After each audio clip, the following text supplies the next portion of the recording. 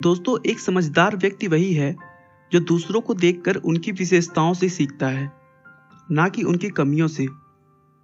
ऐसा मैं क्यों कह रहा हूं, आने वाली इस छोटी सी कहानी में मैं आपको बताऊंगा।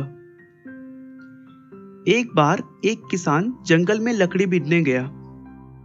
उसने एक लोमड़ी को देखा जिसके 2 पैर नहीं थे, फिर भी वह बहुत खुश लग रही थी। वह कैसे भी करके बहुत कठिनाई से एक स्थान से दूसरे स्थान को जाती थी। लोमड़ी को देख के किसान को दया आ रहा था। वह सोचने लगा कि यह जंगल में जीवित कैसे है, ये कहीं जाकर शिकार भी नहीं कर सकती और बड़े जानवर से अभी तक सुरक्षित कैसे बची हुई है। तभी उसने देखा कि एक शेर अपने दांतों में एक शिकार दबाए उसकी तरफ आ रहा है।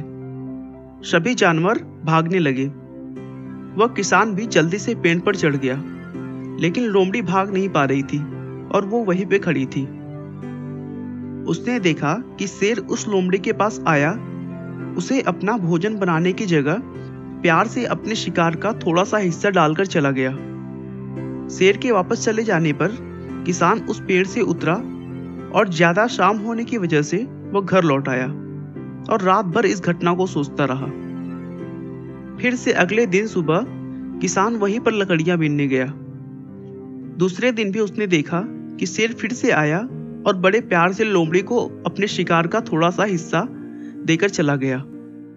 किसान ने इस अद्भुत लीला के लिए ऊपर वाले को शुक्रिया किया। उसे एहसास हो गया कि ऊपर वाला जिसे पैदा करते हैं उसकी रोटी का भी इंतजाम कर देते हैं। ये सब देखने के बाद वो एक जंगल में चला गया और एक जगह जाकर बैठ गया। उसने सोचा कि ऊपर वाला जिसे पैदा करते हैं उसकी रोटी का इंतजाम कर देते हैं, वो मेरे लिए भी कोई ना कोई इंतजाम तो कर ही देंगे। कई दिन गुजरने के बाद भी कोई नहीं आया। अब वो भूख से बहुत कमजोर हो चुका था। अब अगर उसे खाना नहीं मिलता तो उसकी जान निकल जाती। आखिरकार वह अपने घर वापस आने को सोचा। तभी उसे एक विद्वान महात्मा मिले। उन्होंने उसे भोजन कराया और पीने के लिए पानी दिया। वह किसान उनके चरणों में गिरकर उन्हें बहुत बहुत धन्यवाद किया और फिर लोमड़ी की बात बताते हुए बोला, महाराज, भगवान ने उस अपंग लोमड़ी पर दया दिखाई, पर मैं तो मरते मरते बचा। भगवान ने मुझ पर दया क्यों नहीं दिखाई? महात्मा उस किसान के सर पर हाथ फिराया और मुस्कुराकर बोला, तुम इतने नासमझ हो गए कि तुमने भगवान का इशारा भी नहीं समझा, इसलिए तुम्हें इस तरह की मुसीबत का सामना करना पड़ा और तुम आज मरते मरते बच गए।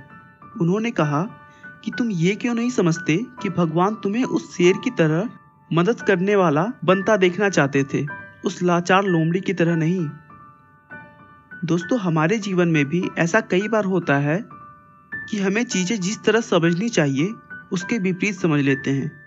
ईश्वर ने हम सभी के अंदर कुछ न कुछ ऐसी शक्तियां दी हैं जो हमें महान बना सकती हैं। चुनाव हमें करना है कि शेर बनना है या लोमड़ी। आपका बहुमूल्य समय देने के लिए बहुत